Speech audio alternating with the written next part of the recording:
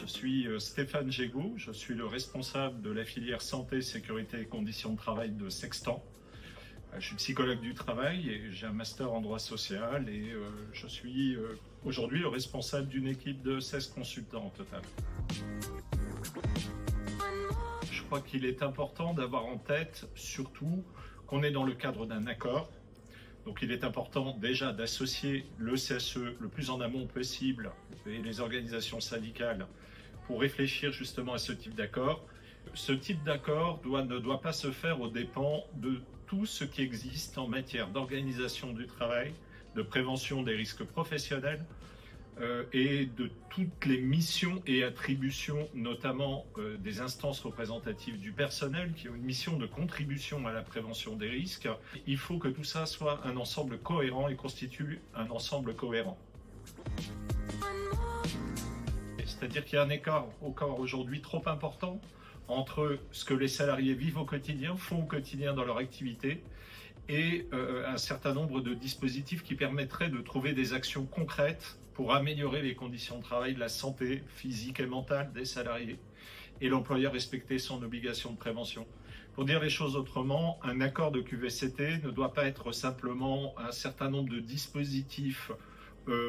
périphériques aux conditions de travail, à l'organisation du travail et à la réalité de l'entreprise, économique, sociale. Tout ça doit être très cohérent. Si en revanche c'est complètement décorrélé d'une réalité, je vais reprendre l'exemple qui a été repris régulièrement, si on prévoit d'installer des baby-foot dans un environnement de travail où les gens ne travaillent plus parce que leurs conditions ou leur environnement de travail devient trop problématique, travail en open space sans protection sonore,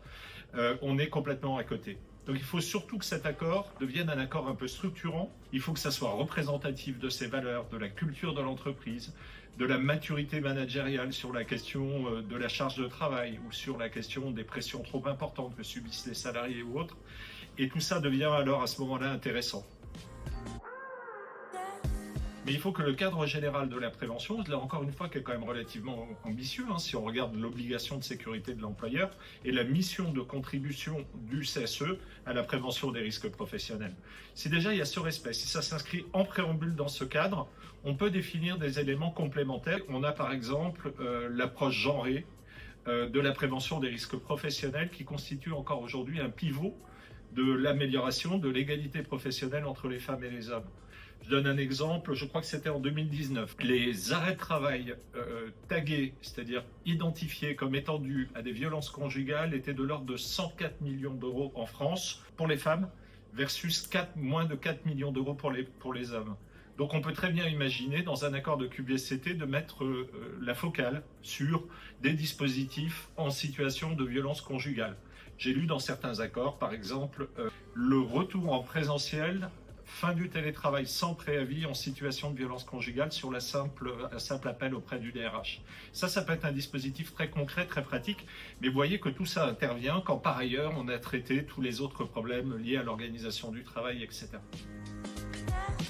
C'est tout ce qui va concerner les échanges, le dialogue, les dialogues entre la hiérarchie et les salariés, la régulation de la charge de travail, bref, des entretiens spécifiques, une formation spécifique par exemple au management subsidiaire, un management de confiance,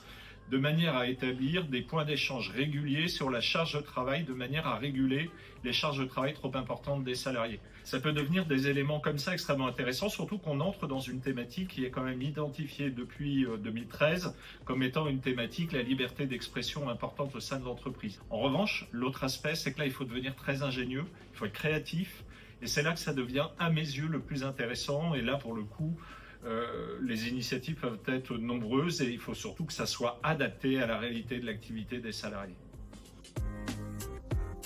D'abord parce que l'expert a une vision assez juste du cadre légal concernant la totalité de leur mission et prérogatives. Donc le discours que je tiens, c'est déjà d'avoir en tête la totalité en fait des missions et attributions du CSE en matière de prévention des risques professionnels. Ensuite, c'est que par notre qualité d'écoute qu'on a développée progressivement, parce qu'un cabinet d'expertise est aussi un cabinet de conseil, c'est-à-dire que ce qui anime les membres de mon équipe, c'est tout autant les moments qu'on passe avec les CSE à essayer de les aider dans leur stratégie opérationnelle et dans leur activité de conseil qui est extrêmement importante pour nous. Donc du coup, on a appris à écouter les élus, on apprend à connaître aussi leurs problématiques et justement à essayer de dégager un certain nombre d'éléments très opérationnels qui peuvent être utiles. Si tout va bien par ailleurs, si tout va bien, je m'entends, il n'y a pas de monde parfait, on va pas raconter n'importe quoi, mais si toutes les prérogatives sont maintenues, c'est un plus, un accord QVCT qui va donner justement à l'entreprise une image de marque extrêmement importante, y compris au CSE quand il devra dialoguer et communiquer auprès des salariés sur ses actions, pour montrer qu'il agit par rapport aux hommes et aux femmes et la réalité de travail des hommes et des femmes de l'entreprise.